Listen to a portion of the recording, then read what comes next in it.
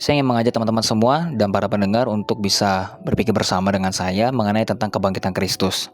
Kita semua sudah paham bahwa Yesus telah mati di kayu salib dan dia dikuburkan, dia dibangkit pada hari ketiga dan setelah itu dia menampakkan dirinya kepada murid-muridnya. Setelah 40 hari setelah itu dia naik ke sorga. Nah, kita pasti semua sudah bisa mengerti hal itu. Dan apakah itu benar? Ya, itu benar sekali.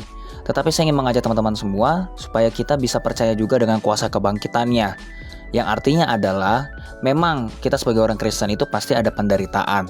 Tetapi tidak bisa dipungkiri juga bahwa hidup ini ada sebuah berkat-berkat Tuhan yang sudah sediakan. Salah satunya adalah dengan kesembuhan. Kita percaya dulu. Apalagi di zaman sekarang udah penuh dengan teknologi yang luar biasa. Saya bukan bilang bahwa kita tidak perlu dokter, kita juga tidak perlu alat-alat medis. Justru jikalau Tuhan memang sungguh-sungguh menyembuhkan kita perlu juga alat-alat tes ini. Baik itu mungkin secara dipakai dengan ronsen, X-ray dan lain sebagainya. Kita perlu itu karena jikalau memang kita disembuhkan oleh kuasa darah Yesus, oleh kuasa kebangkitannya, maka segala tesnya itu pasti akan lolos karena tidak ada yang mustahil bagi Tuhan. Tetapi tidak bisa dipungkiri juga bahwa divine healing itu masih ada sampai sekarang, teman-teman. Yang namanya instant healing itu masih ada, kesembuhan secara supranatural itu masih ada. Kalau dulu Yesus bisa menyembuhkan yang buta melihat, yang lumpuh berjalan, maka sekarang pun dia bisa melakukannya.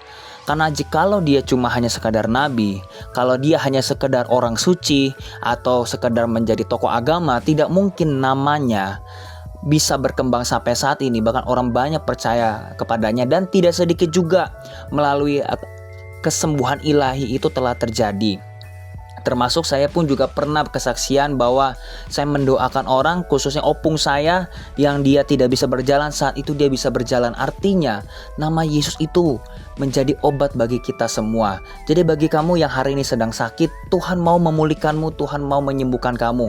Bukan berarti kita langsung anti dengan dokter, bukan berarti kita langsung anti dengan alat-alat medis yang ada, tetapi dengan divine healing inilah kita perlu percaya dulu kepada Tuhan Yesus. Dan setelah kita minta kepada Tuhan kesembuhan itu, barulah kita bisa cek ke dokter.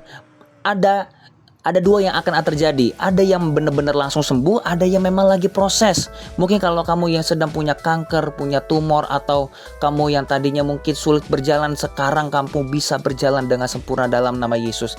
Karena kenapa? Karena kesembuhan itu masih ada. Jikalau kesembuhan itu terjadi di zaman Tuhan Yesus saja dan sekarang tidak terjadi, maka menurut saya berarti Tuhan Yesus itu cuma mau pamer di saat itu. Tetapi saya percaya Tuhan Yesus tidak seperti itu. Tuhan Yesus itu masih mempunyai kuasa yang sama. Dan dia kenapa mau menyembuhkan banyak orang, dan kenapa kesembuhan itu bisa terjadi sampai saat ini?